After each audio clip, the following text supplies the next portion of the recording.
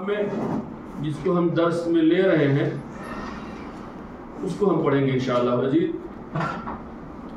آج کا باب کیا ہے؟ باب ما جاء فی التنجیم، ستاروں سے متعلق حکم، یعنی ستاروں سے متعلق بعض احکامات کا بیان اس میں ہے کہ جو ستارے ہیں یہ کس لیے ہیں، اور پھر یہ کہ اس سے کیا بدعقیدگیاں ہیں۔ ان تمام چیزوں کی طرف مؤلف گویا کہ اس میں اشارہ کرنا چاہتے ہیں۔ اول تو آپ جان لیں ستاروں کو اللہ عز و جل نے جو پیدا کیا ہے، خود کا نام ہے بخاری میں، صحیح بخاری میں ہے کہ قال قتادہ فرماتے ہیں خلق اللہ هذه النجوم لثلاث، اللہ عز و جل نے ان ستاروں کو 3 مقصدوں کی خاطر پیدا۔ کتنے مقصد کے لیے پیدا کیا ہے؟ کیا کیا؟ زینت للسماء،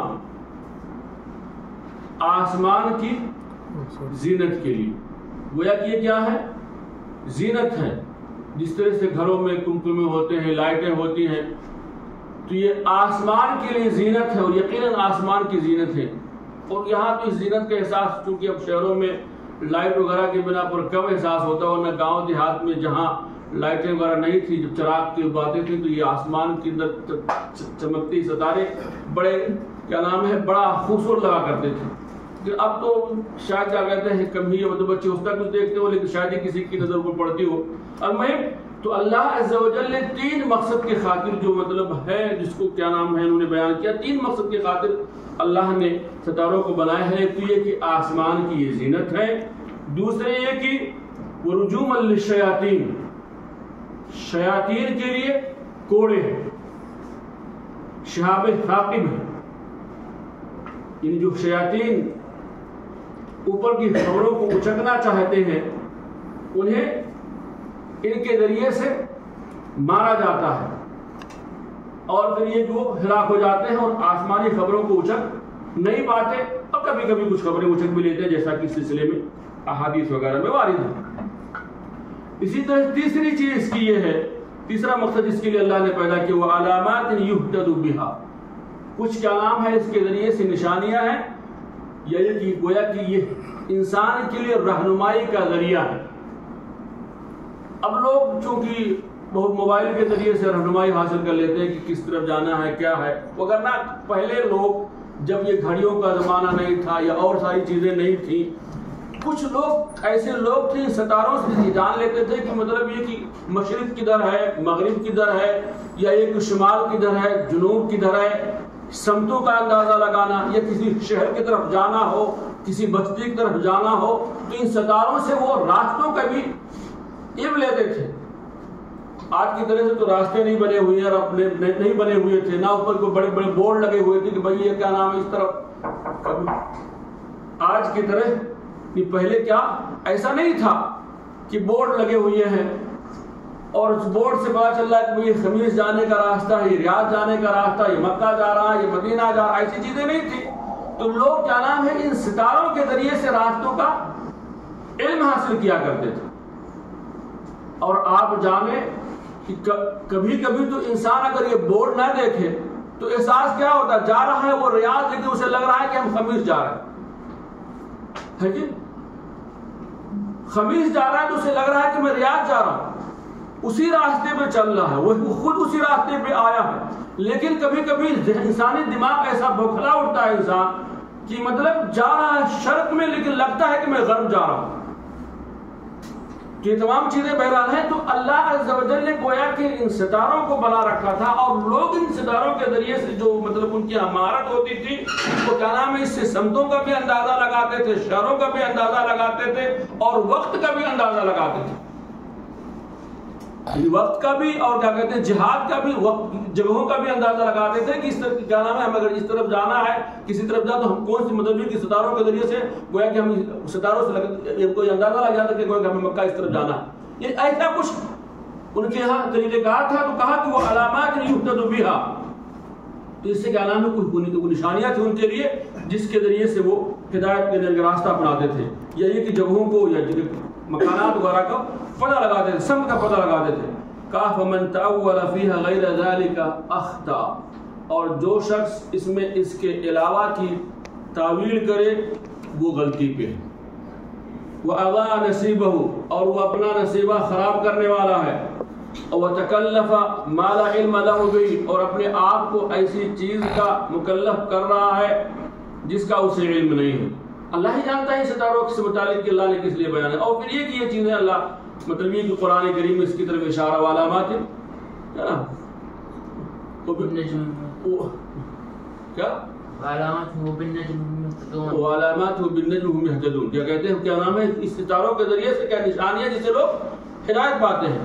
تو قرآن کریم میں کیا کہتے ہیں چیزیں ہیں جس کی طرف کیا نام ہے قتادہ نے اس کو ذکر کیا. بخاری نے کہا کہ اب ان ستاروں کے ذریعے سے کچھ ایسے لوگ ہیں جو یہ سمجھتے ہیں کہ ستارے سے قسمتوں کا فیصلہ لیا جاتا ہے. ابھی خاص طور سے لوگ بہت سارے ابراج ہیں کہتے ہیں یہ اقرب ہے اور یہ فلان ہے اور یہ فلان ہے جو فلاں برج میں پیدا ہوا تو کیا کہتے ہیں اس کا یہ نصیب ہے.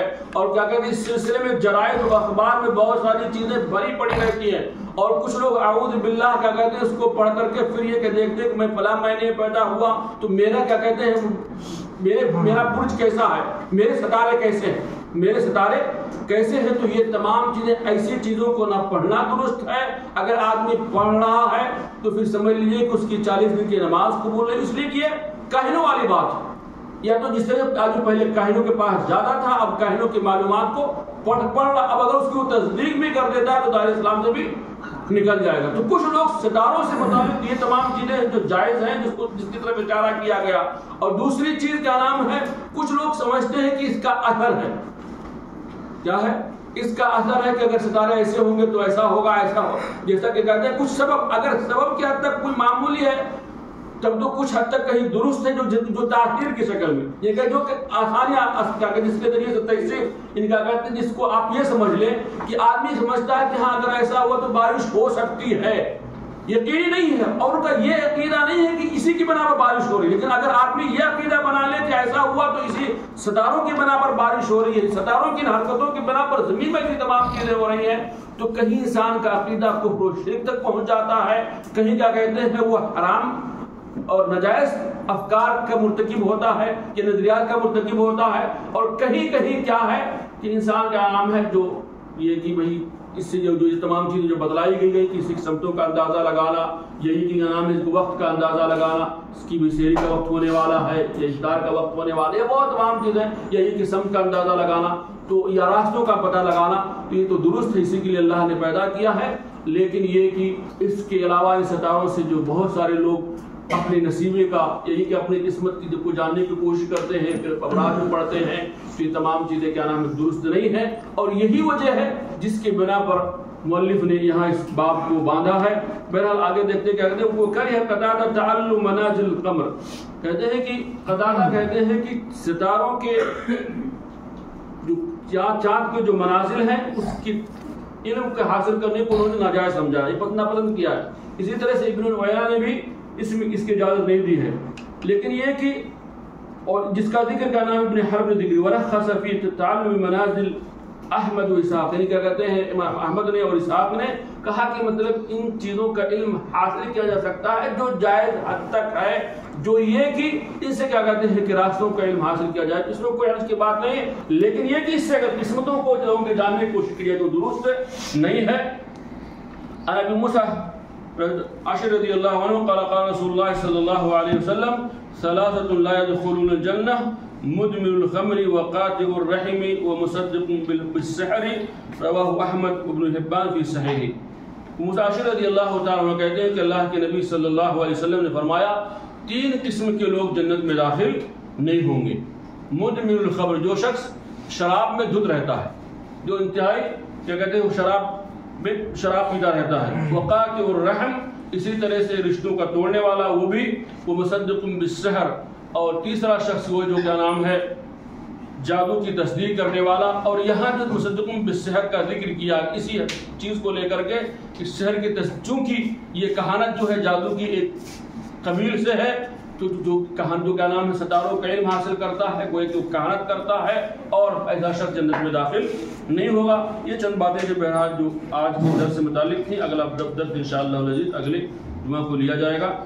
اللہ سے دعا ہے کہ اللہ تبارک تعالی ہم سب کو دین کی صحیح سمجھتا فرمائے، ہم سب کی عقیدے کو درست فرمائے، ہمیں صحیح اسلامی عقیدے کو سمجھنے والا بنائے اور اس کے مطابق زندگی گزارنے کی توفیق عطا فرمائے۔ ھذا واللہ اعلم وحکم، وصلی اللہ وسلم علی نبینا محمد۔ السلام علیکم ورحمۃ اللہ وبرکاتہ۔